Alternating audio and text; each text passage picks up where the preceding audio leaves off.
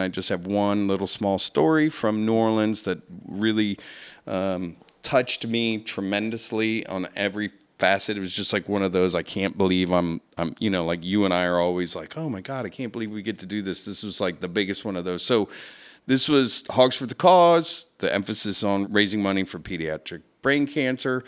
Competition teams all over the place. Imagine Memphis in May in New Orleans is just like that. Yeah. They have 3 stages, a little teeny stage, a second stage, and then the big main stage. Our VIP area was right across from the main stage. So it's Friday morning.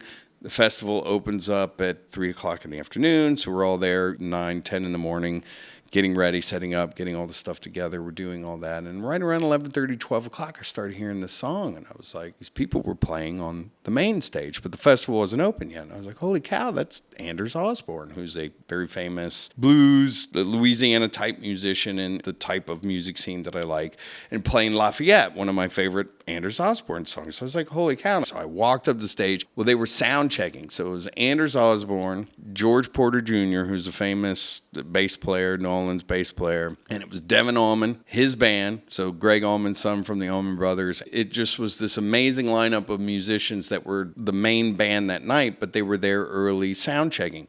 So I was literally having this private concert of some of my most favorite songs from some of my most favorite musicians in New Orleans, one of my favorite places on earth, cooking for Big Green Egg, my favorite cooker in the entire universe, with Bob Atkinson and these wonderful people. And we had a muffalata sandwich from Central Grocery, which is like the most famous sandwich from the original place. And Bob and I were just sitting there eating this muffalata, watching this band play Allman Brothers songs, and I just had a moment. I just was very grateful to be at that spot at that time. And that sums up my weekend in New Orleans, that very moment. It was That's awesome. like that all weekend. So it was great. You had to throw the muffaletta in there, eh? Oh.